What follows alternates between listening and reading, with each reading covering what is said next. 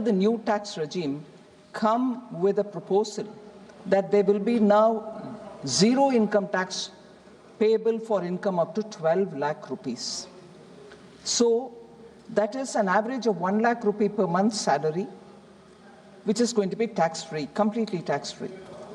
So for the salaried taxpayers, this limit technically will be even higher. At 12.75 lakhs, which is inclusive of the 75,000 rupees standard deduction, and the marginal relief that is going to be applied for the taxpayers reduces the tax burden on the marginal rise in the income beyond the limit. So I will elaborate this point in response to some of the members who have asked specific question about what happens for those who are crossing 12 lakhs per annum income. I'm also glad to say that through this finance bill, we have brought in the new income tax bill, meaning I have not presented it as part of the finance bill. The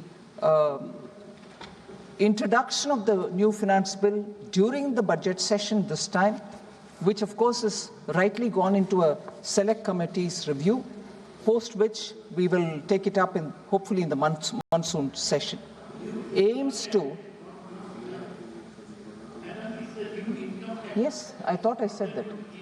I said it is not brought through the finance bill, it is a new income tax bill. Thank you.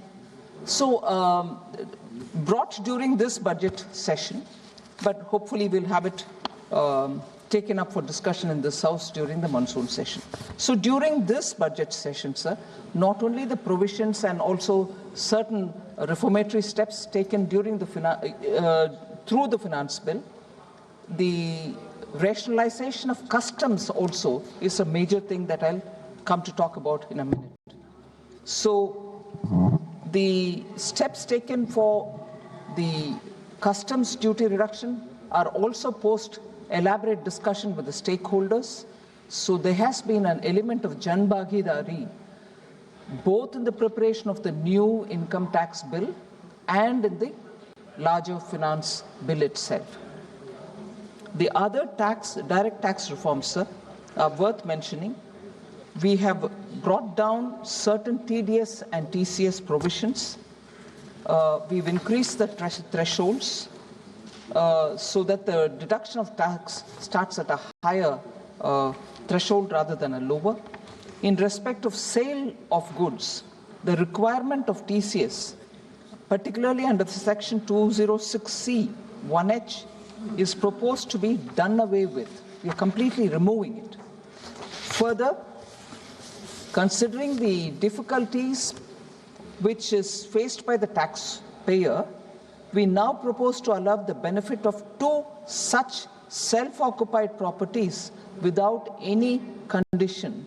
And that is a major step which will benefit the middle class, because in order to prove that the second house is also under their occupation, they do quite a few of paperwork and diligence has to be kept up. We are now saying you don't even need to do the paperwork. We take it as you stated for the second such occupied property. In order to streamline the process of transfer pricing, sir, and to provide an alternative to yearly examination, we have proposed that a scheme of determining arm's length price in international transaction for a block period of 3 years at a time. So this will be in line with the global best practices. So annually, people do not have to rush to prove what the transfer pricing commitments will be. Further, we've also, with a view to reducing the litigation and provide certainty in international taxation, the scope of safe harbor rules have been expanded. Instead of having it narrow and expecting people to continuously come and prove that it is required for their business, we've widened it, and the safe harbor rules are therefore broader in favor of the assessee. Further, the presumptive taxation regime for non-residents is also now a lot more relaxed, particularly in the case of those businesses or resident companies which are operating in electronics manufacturing facilities, because electronics manufacturing demands supply of components in time, and those specific components will have to be brought in. If time lapses in their supply from the original equipment manufacturer, the production itself will suffer. So we've given them this particular presumptive tax regime, so that the non-residents who participate in these services, particularly given to a resident company, can benefit. So also for the startups, again, which is primarily for the middle class, government has proposed to extend the period of incorporation of startups by 5 years to allow the benefit available to the startups which are incorporated before 1/4/2030. So that's been an extension given so that there's greater participation of the newer registering startups as well. Again, to promote IFSC, the International Financial Services Center, government has proposed specific benefits to ship leasing units, to insurance offices, treasury centers of global companies which set up business in the IFSC. In order that they can claim benefits, the cutoff date of commencement for the commencement in IFSC has also been extended for 5 years, that is up to 31/3/2030. So these are, in brief, the steps through this finance bill taken up for direct taxation. Now, if I were to briefly look at the indirect tax, sir, as I said earlier, the customs rationalization, tariff rationalization, which was an exercise that we began 2 years ago. Every year, some or the other rationalization-related steps have been announced in the budget. Now, this budget, this finance bill in 2025, relating to the customs, aims to rationalize tariff structure and to address duty inversion. These will also support manufacturing units, domestic value addition, promote exports, facilitate trade, and also provide relief to the common people. So that has to be highlighted, because it's not just the new income tax bill which is coming, but this finance bill itself is talking about rationalization of customs, which is a very big step forward so that importers can benefit from it. Exporting industry which import parts can also become cost competitive. So, budget 2025, sir, we aim to boost domestic production and enhance export competitiveness by reducing duties on raw materials and inputs, making domestic products more cost effective, as I said a minute ago. So, taking forward the comprehensive review of customs, about which I would like to elaborate, the rate structure announced in July 2024 budget, we are taking that forward. So as I said, the exercise began 2 years ago. We made a major announcement in July 2024 budget. We are taking it further in this budget also. So this finance bill actually proposes to remove 7 customs tariff rates for industrial goods. The 2 tranches of rationalization of customs tariff carried out so far have reduced the number of tariff rates from 21 to 8, including the zero-rated goods. Many Indian exporters have become cost competitive.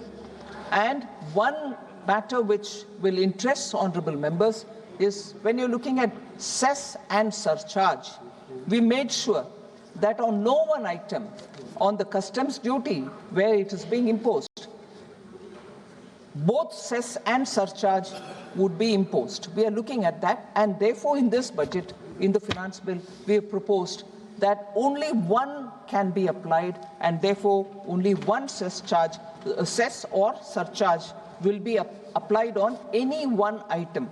So, for instance, social welfare surcharge will be now exempted from 82 tariff lines which are subject to a cess.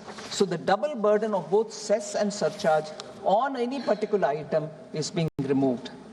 In addition, sir, we also propose to add 35 additional capital goods for EV battery manufacturing and 28 additional capital goods for mobile phone battery manufacturing to the list of exempted capital goods to boost domestic manufacturing. So this will actually have a bearing.